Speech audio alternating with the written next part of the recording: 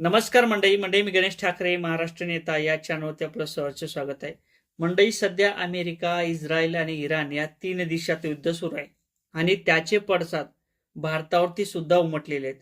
ज्या पद्धतीने petrol diesel याचे सुद्धा भाव वाढतील असं सुद्धा बोललं जात आहे. आणि सध्या आपल्या घरात लागणारा गॅस हा महत्वाचा घटक आहे, कारण तर त्याशिवाय आपल्या घरातली चूल सुद्धा पेटत नाही आणि आपल्या जे काही खाण्याच्या जे काही ताटात अन्न येते ते सुद्धा पकत नाही.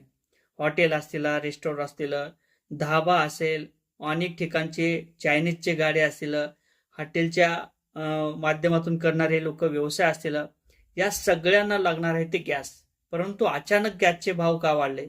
आपला भारत देश त्यासाठी सक्षम नाही का, असे देखील प्रश्न विचारले जात आहेत.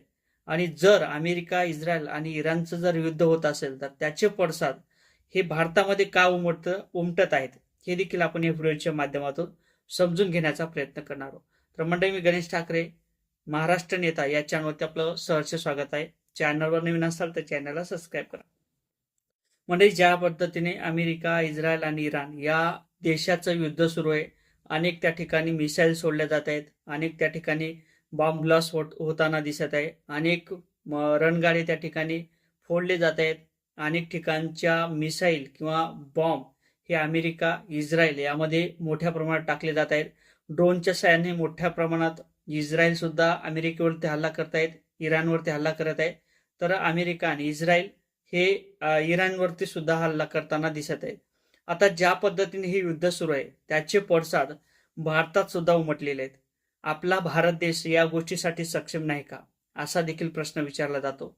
ज्या पद्धतीने आपण एखादी गोष्ट बाहेर देशातून घेतो, मग एखाद्यावर चीनचे लॅपटॉप असतील, चीनचे मोबाईल असतील, आपल्या भारतामध्ये जी काही खेळणारी होळी असेल त्याचा कलर असेल, त्याचबरोबर भारतात येणारे फटाके असेल, आपल्या भारतात असणारे सण आणि त्याचं उत्पन्न चीन करतो, असं जे काही आपण घेणारं उत्पन्न बाहेर देशातून घेतो हे कुठंतरी स्वावलंबी होण्याचं लक्षण नाही.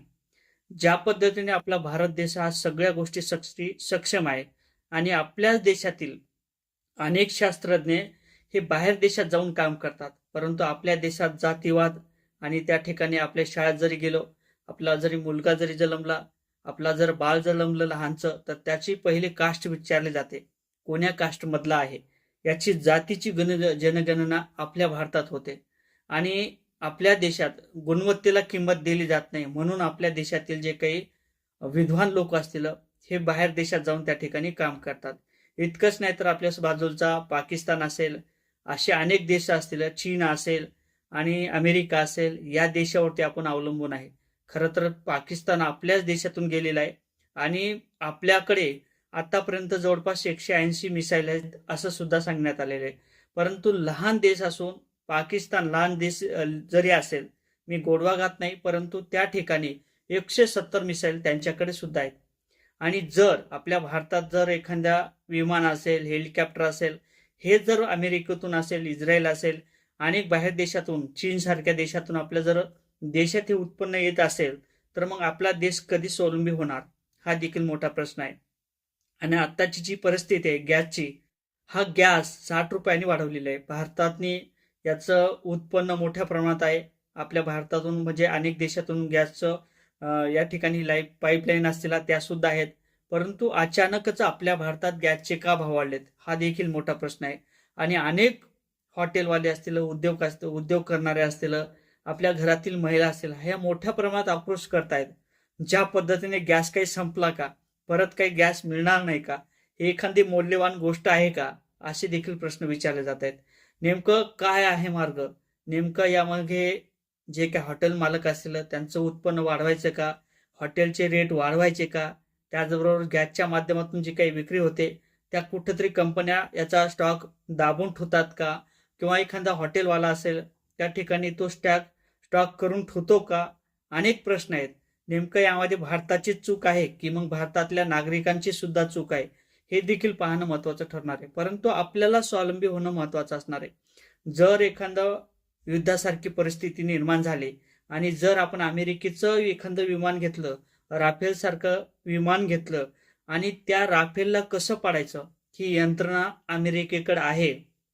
कारण जर मी एखादी गोष्ट बनवत असेल तर त्या गोष्टीचं सगळे धागेदोरे, जे काही चिप्स असेल, जे काही मिसाईलच्या यंत्रणा चालवणारे असतील, त्याचे कंट्रॅक्ट असलेलं, हे सगळं हँडल करण्यासाठी अमेरिका सक्षम आहे. आणि जी गोष्ट अमेरिका बनवेल ती अमेरिका आपल्या भारतातून, जर अमेरिकेचं जर युद्ध झालं किंवा इतर जर देशाचं युद्ध झालं आणि आपलं आणि अमेरिकेचं जर पटलं नाही, तर मात्र अमेरिका इतर देशाला त्या ठिकाणी सहकार्य करू शकते. आणि जरी आपण राफेल किंवा एखादं विमान त्या ठिकाणी अमेरिकेवरती टाकण्याचा प्रयत्न केला, एखादा मिसाईल जर टाकण्याचा प्रयत्न केला, तर निश्चितच ते पाडण्याची ताकद ही अमेरिकेत असू शकते, कारण तर ते प्रोडक्ट त्या ठिकाणी बनलेले आहे. म्हणून आपल्याला स्वावलंबी झालं पाहिजेत, आपला देश हा सक्षम झाला पाहिजेत. एक प्रामुख्याने भूमिका नरेंद्र मोदी यांच्या माध्यमातून सुद्धा आहे, भारतातील नागरिक असलेलं यांचं सुद्धा तेच म्हणणं आहे. आणि त्यासाठी आपला भारत देश हा कुठेतरी सक्षम झाला पाहिजे, ती यंत्रणा कामाला लागली पाहिजेत, हे देखील महत्वाचं ठरणार आहे. आता ज्या पद्धतीने गॅसचा तुटवडा झालेला आहे, आपल्या भारतात गॅस नाही.